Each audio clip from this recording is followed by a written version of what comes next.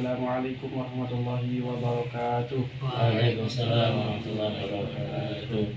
Puji syukur atas kehadirat Allah Subhanahu wa taala yang masih memberikan kita nikmat kesehatan, kelapangan sehingga kita bisa bertolabul ilmi di ruangan yang kita cintai ini, di ruangan yang insya Allah penuh keberkahan, penuh ilmu, penuh dengan kenikmatan yang Allah berikan kepada kita.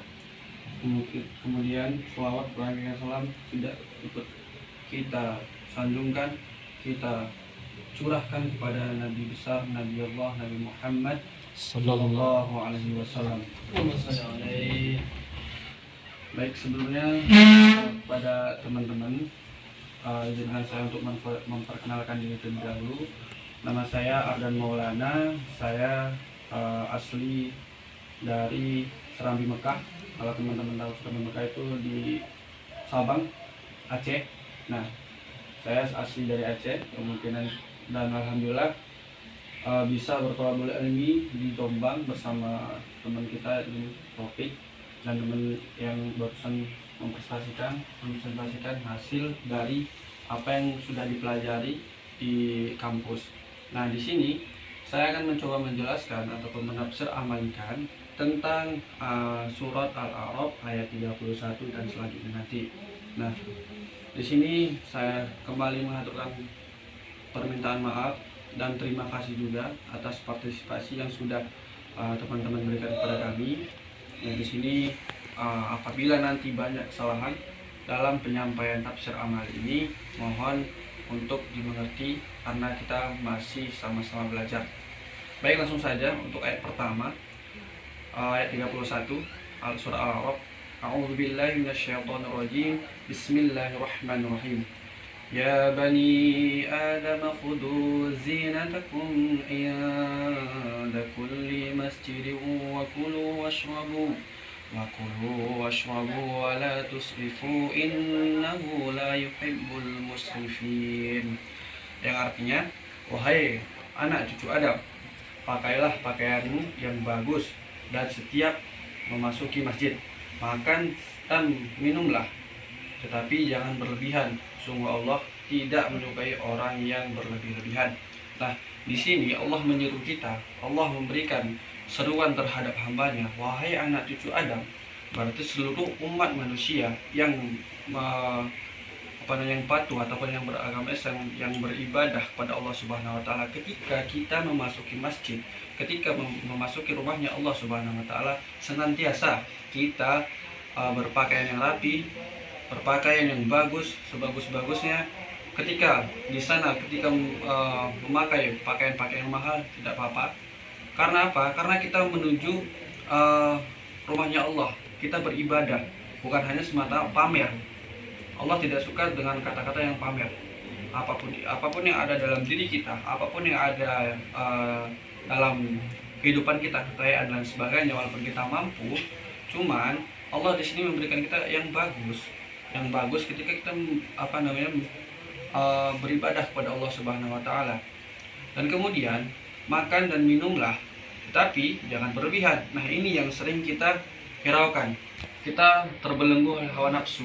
Biasanya kita sendiri, diri saya sendiri, ketika sudah lapar sekali, ketika sudah haus sekali, ketika sudah di ambang batas kemampuan nafsu yang sudah perut ini bersuara, nah itu biasanya kita selalu berlebihan dalam makan. Kita kenyang dulu, kita minumnya yang bisa dibilang gampang lumpuh ataupun saking banyaknya. Nah, itu yang tidak disukai Allah Subhanahu wa taala. Apalagi kita yang sekarang sedang menuntut ilmu. Saya juga pernah berbagi pengalaman juga di sini, bahwasanya saya juga pernah seperti teman-teman semua. Saya pernah mondok di Semarang, Rejal Quran namanya. Nah, saya pernah menghafal seperti teman-teman semua, pernah menghafal Quran juga. Dan di sana kita diarahkan ketika kita sudah waktunya makan, waktunya beribadah. Nah, ketika kita makan itu tidak boleh berlebih-lebihan karena akan mengurangi fokus kita terhadap hafalan yang akan kita murojaah, hafalan yang kita akan tambah. Nah, itu adalah salah satu kekurangan ataupun yang diberikan oleh Allah Subhanahu wa taala, bahwasanya kamu sebagai umatku jangan berlebih-lebihan terhadap apa yang sudah Allah berikan, saya berikan kepada kamu. Nah, istilahnya dalam kategori ini kita senantiasa selalu memberikan hak kita terhadap apa yang diberikan oleh Allah Subhanahu wa taala kepada kita.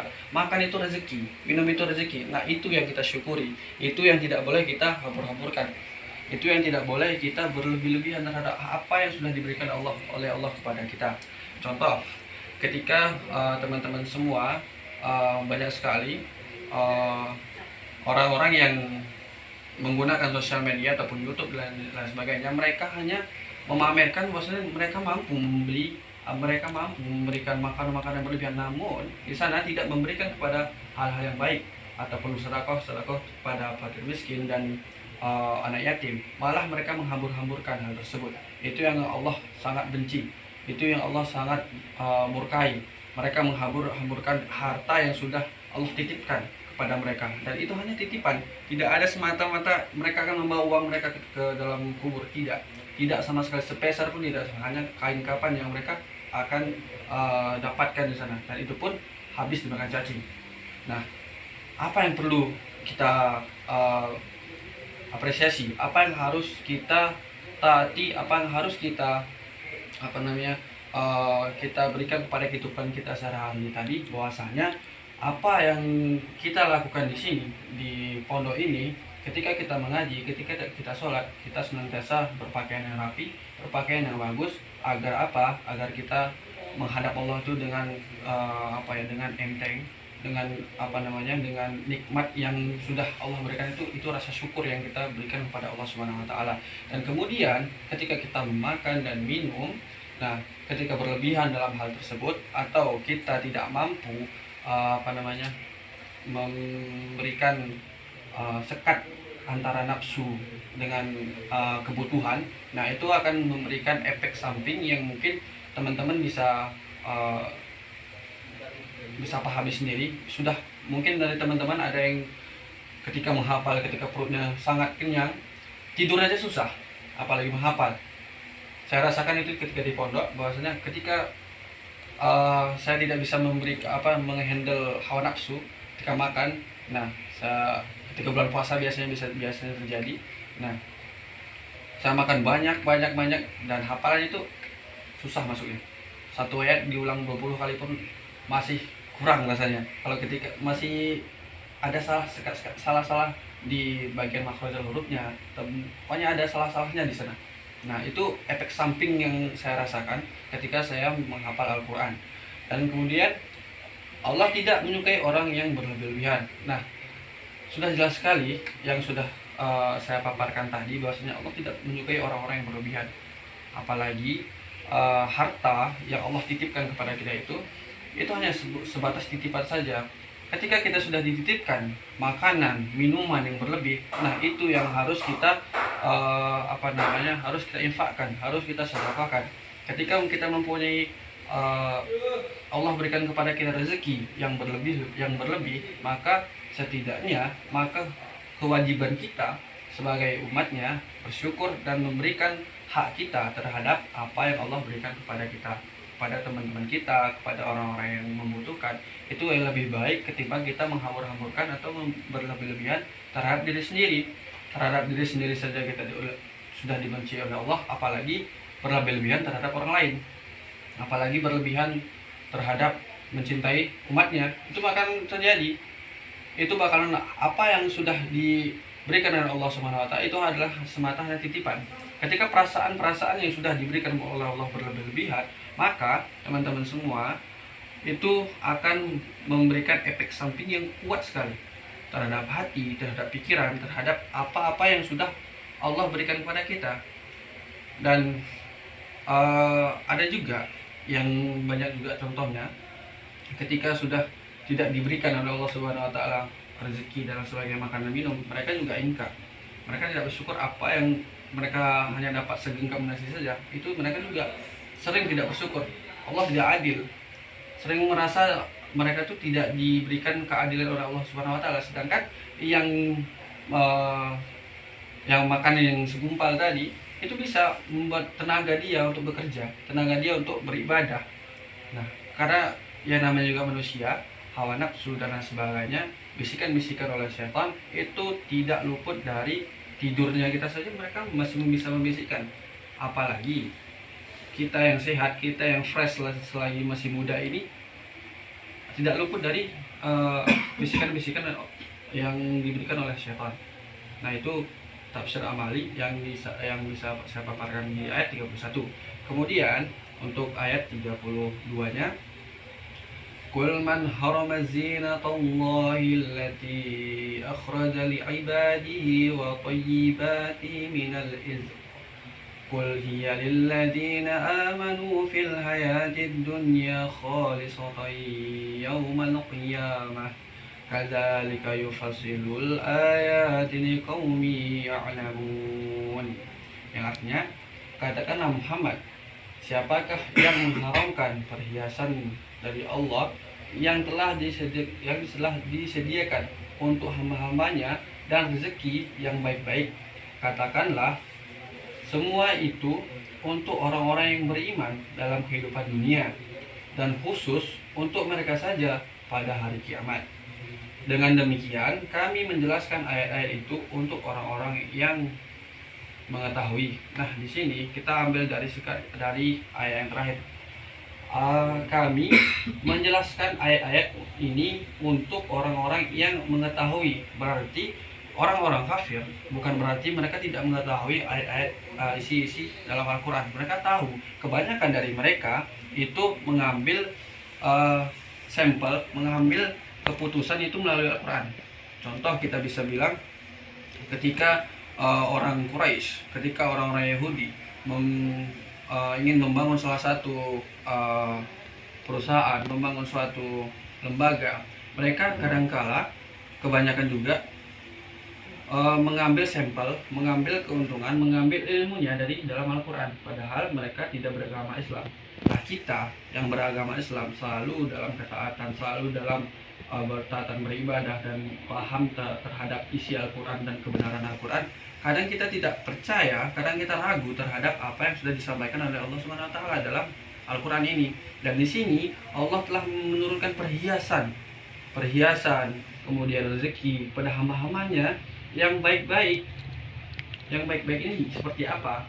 Kita senantiasa memberikan ataupun yang sudah Allah berikan kepada kita, senantiasa rezeki-rezeki yang sudah diberikan oleh Allah Subhanahu wa taala, sepatutnya kita syukuri, sepatutnya kita berikan hak-hak yang sudah Allah berikan kepada kita. Rezeki, perhiasan ini tidak luput.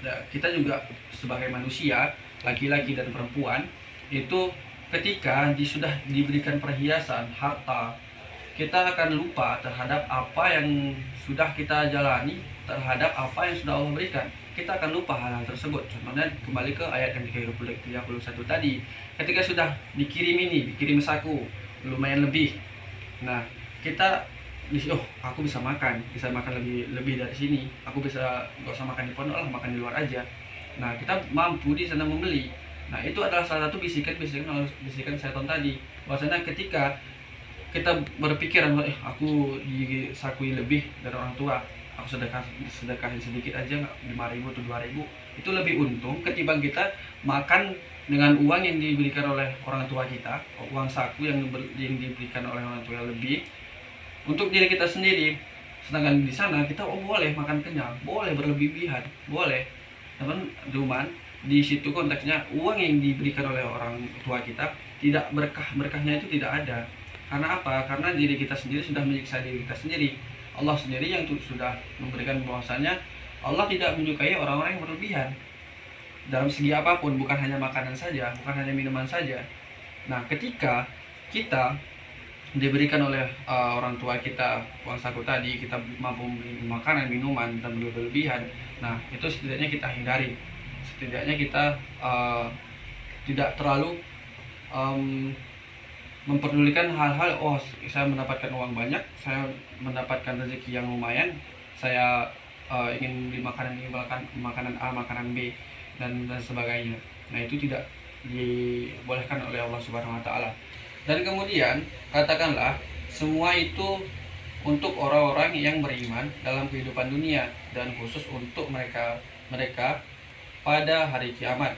Dengan demikianlah kami menjelaskan ayat-ayat ini untuk orang-orang yang mengetahui, dan di sini orang yang bersyukur, semua itu untuk orang-orang yang beriman dalam kehidupan dunia.